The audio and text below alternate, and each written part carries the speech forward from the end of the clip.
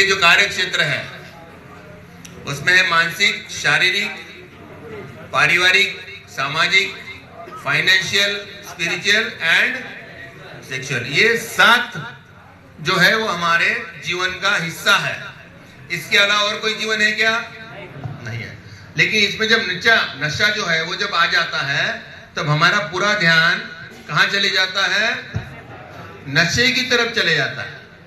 और नशे की तरफ चले जाता है उस समय हमारा ध्यान नशे की तरफ होने के कारण हमारा जो ऊपर जो ध्यान होना चाहिए, जिसको हम जीवन कहते हैं, जीवन में इसके अलावा और कुछ नहीं है। मन है या मतलब मेंटल है, फिजिकल है, फैमिली है, फाइनेंस है, स्पिरिचुअल है, सोशल है एंड सेक्सुअल है।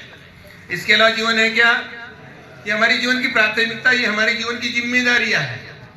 ये जो जिम्मेदारियां है ये जब तक नशा नहीं है तब तक तो हम लोग इसको ठीक से निभा सकते हैं। लेकिन जब नशा हमारे जीवन में एक एडिक्शन के रूप में जब आता है और जब एडिक्शन एक्टिव हो जाता है उस समय ऐसा उदाहरण के साथ में समझाने की कोशिश की थी कि इस नाव में छेद हो जाता है और छेद हो जाने के कारण ये बाकी जो ऊपर की जो जिम्मेदारियां है, बाकी जो हमारा जीवन है उसकी तरफ ध्यान देने की बजाय हमारी सबसे बड़ी प्राथमिकता हो जाती है नशा। सबसे पहले प्रायोरिटी नशा, उसके बाद ऊपर। अगर ऊपर ध्यान देना है तो इसको बंद करना पड़ेगा, लेकिन ये बंद नहीं होता क्योंकि यहां पर चलती है, जब डिसीज एक्टिव रहता है तो रहती है डिपेंडेंसी। डिपेंडेंसी रहती है कि नशा नहीं करते हैं तो तकलीफ होती है, अनकंफर्ट, आधा अधूरा सा लगता है, इसलिए बार बार आदमी को नशा करता है। और एक एडिक्ट के जीवन में नशा होने के कारण परेशानियां रहती है कि नहीं रहती है? रहती है। परेशानियां हर क्षेत्र में रहेगी उसकी। मानसिक रूप से वह स्वस्थ रहेगा क्या? वो ईज में नहीं है, डिसीज में है। डिसीज का मतलब क्या? अस्वस्थ। ईज मतलब क्या? स्वस्थ। जब दिमाग भी अस्वस्थ है, शरीर क्या उसका स्वस्थ है? नहीं। उसका परिवार में क्लेश का वातावरण है कि नहीं है? क्लेश का वातावरण। पैसा जो पहले आता था उस हिसाब से पैसा उसके जीवन से खत्म हो जाता है, किसी का कम हो जाता है, किसी के ऊपर कर्जा हो जाता है। उसका स्पिरिचुअल, आध्यात्मिक रूप से वो हर एक चीज आध्यात्मिक रूप से गलत करता है।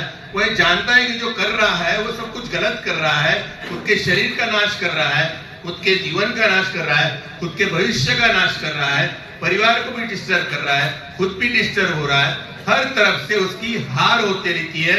आध्यात्मिक रूप से अंदर ही अंदर एक शराबी इन सभी परेशानियों से निजात पाने के लिए नशा करता है। और उसकी स्पिरिचुअल बैंक्रप्सी, नशे की जो शुरुआत है वो भी स्पिरिचुअल बैंक्रप्सी होती है और रिकवरी भी स्पिरिचुअल रिकवरी से होती है।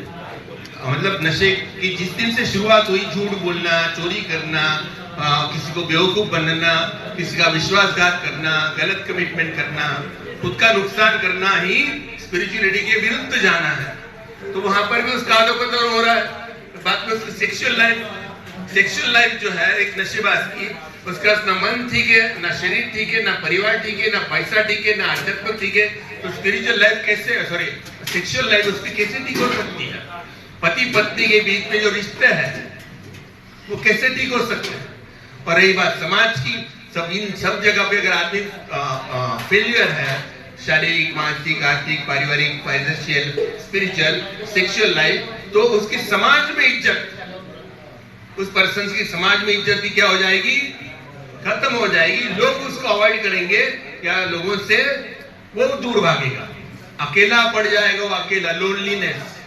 लेकिन वो होता क्यों है? क्योंकि नशा उसके जीवन में एक्टिव फॉर्म में है, उसका एडिक्शन एक्टिव फॉर्म में है।